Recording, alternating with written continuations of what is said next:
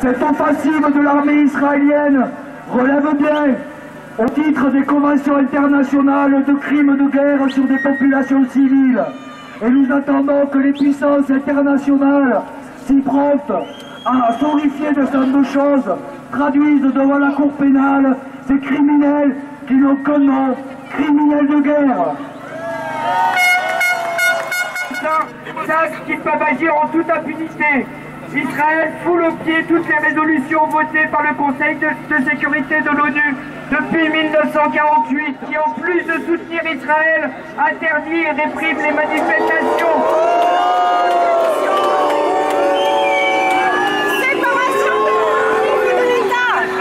Le gouvernement Hollande interdit et réprime les manifestations de solidarité comme à Paris ce samedi 19 juillet.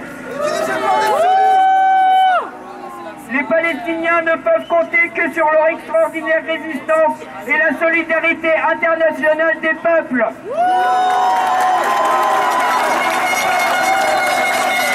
Notre responsabilité ici et maintenant est de dénoncer la barbarie sioniste et de soutenir la résistance palestinienne, en particulier sa frange révolutionnaire qui est le Front populaire pour la libération de la Palestine.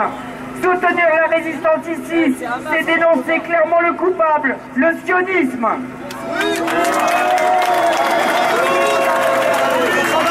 Depuis 1948, au nom de cette idéologie colonialiste et raciste, les guerres ont succédé aux guerres, les massacres aux massacres. Cette région ne connaîtra la paix que par la disparition du colonialisme.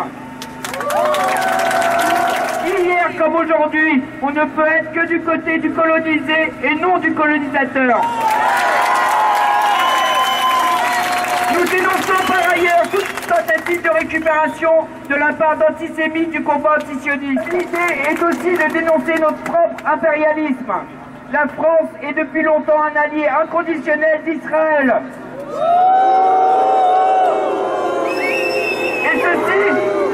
Et ceci pour une raison simple. Israël est l'un des postes avancés des impérialistes au Moyen-Orient et c'est bien là la raison de son existence.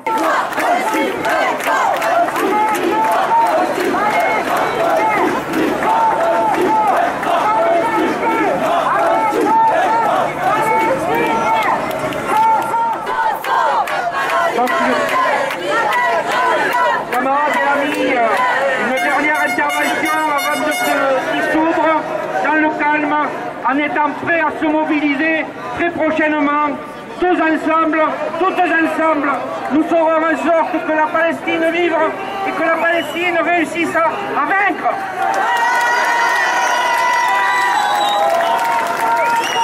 Oui, nous sommes le collectif Palestine Libre. Voici notre communiqué. Nous avons appelé aussi avec les autres associations à ce rassemblement ignoble qui s'abat depuis 15 jours sur le peuple palestinien de Gaza.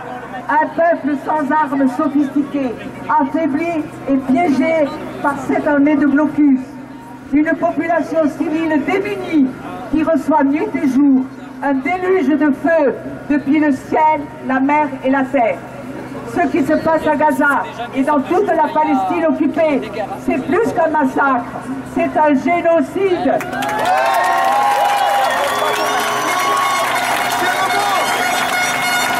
C'est un génocide perpétré par l'armée sioniste, une des armées les plus puissantes du monde. Et nous sommes des millions à travers le monde entier qui dénonçons la complicité criminelle de la communauté internationale officielle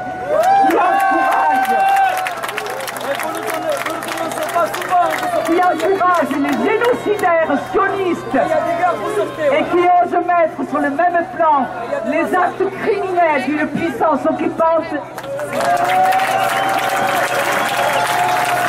Honte à Hollande, honte à Obama, honte à l'ONU, qui ne fait rien pour arrêter ce carnage.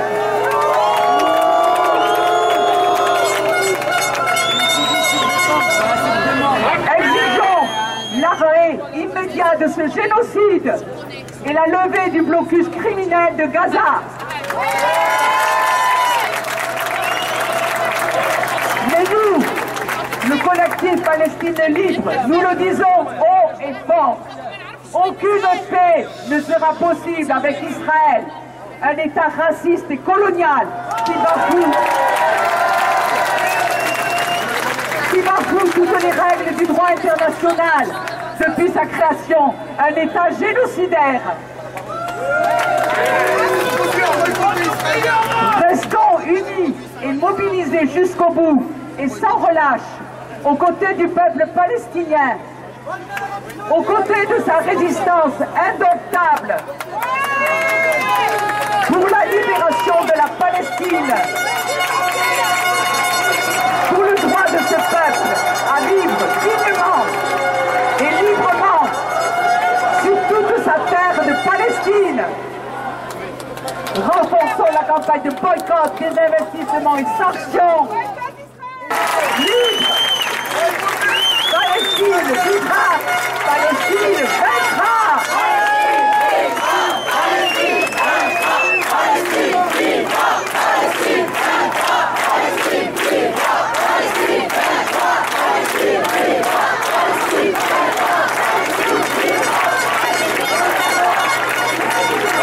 Merci à tous et à toutes. On se dissout et on rentre calmement par groupe si possible pour qu'il n'y ait pas d'incident, tranquillement, sans répondre à aucune provocation s'il y en avait. Prêts et prêtes à la prochaine mobilisation.